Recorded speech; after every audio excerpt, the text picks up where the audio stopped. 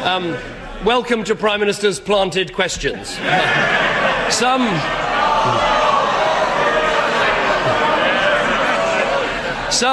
Labour MPs were a bit confused when they were told about Mr. 10%. They thought it meant his opinion poll ratings.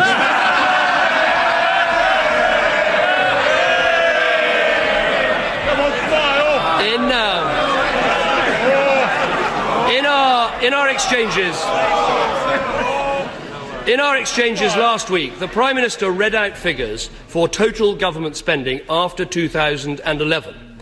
Will the Prime Minister agree that using the Treasury's own forecast for inflation, those figures mean that spending is going to be cut in real terms? Mr. Speaker, I welcome this debate about public spending. I relish the chance to debate for once policy with the opposition party. And the first thing that he has to confirm is that he is cutting spending this year. Order. Let the Prime Minister speak. That's the best way. We hear what the Prime Minister's going to say. I'm not responsible for his answers, but Prime Minister. Mr. Speaker, the first thing he has to confirm is that he will cut spending by 5% this year. That means that vital services will be losing money. So I welcome the debate that we're having in this country. We are investing to get ourselves out of the recession. They would cut and they would make the recession last longer.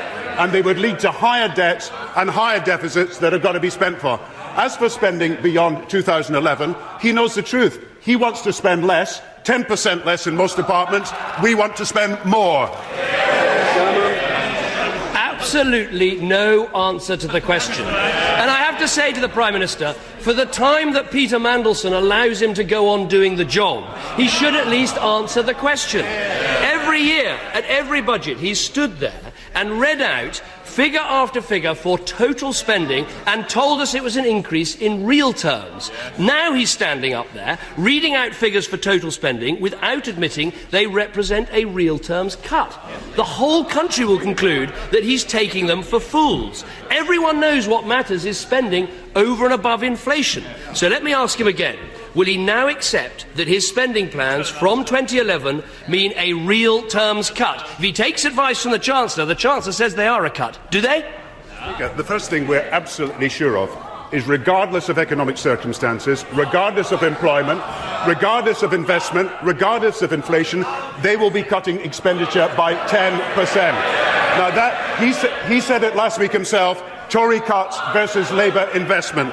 Now let me read the figures. For current expenditure, real current expenditure will grow in every year to 2013-14, not just in cash terms, but in real terms. Capital expenditure will grow until the year of the Olympics. After the year of the Olympics, capital expenditure will be less, but asset sales will make up for much of the difference. So we are increasing current expenditure and increasing capital expenditure up to the Olympics. The unfortunate thing is, his proposal is to cut expenditure by 10%. He better now admit the truth. He is cutting expenditure by 10%. It sounds more and more desperate. Whichever way you look at the figures, the government plans to cut spending. Let's look at capital and current spending. Capital spending is going from 44 billion in 09-10 to 22 billion in 2013. That is a massive cut. Now let's look at current spending. You've got to exclude debt interest and paying for unemployment. That's what the Prime Minister used to call the bills of social failure. And when you do that, current spending is being cut as well. So capital spending cut, current spending cut. Those are Labour cuts. Let me ask the Prime Minister again. And this question will not go away until he answers it. Will he admit that I wouldn't listen to the honourable member from St Helens House. He was St Helens House. He was pretty useless when he worked for us, and he's still pretty useless now. This question is not going to go away. Will he now accept his spending plans from 2011 mean a real terms cut? What he is saying to us, and I think he better listen to this debate because it's going to go on for many months, is yes, exactly. What he is saying to us is, regardless of growth, employment, interest rates or inflation. He is dogmatically set on a 10% cut in most departmental expenditures. Let me read the real terms current expenditure: 603 to 629 to 633 to 638 to 642. What is that but a rise in real terms current expenditure? I've already explained about capital expenditure, about what's happening after the Olympics, but gross investment, real term, well, Mr. Speaker, he hasn't produced one figure yet, and I've just given him the figures that are in the book: 63, 55, 49. And we are going to make up that by the asset sales we've already announced in the pre-budget report. And I have to tell him that current expenditure will continue to rise in cash and real terms. The issue is that the Conservatives will be cutting current expenditure in real and cash terms.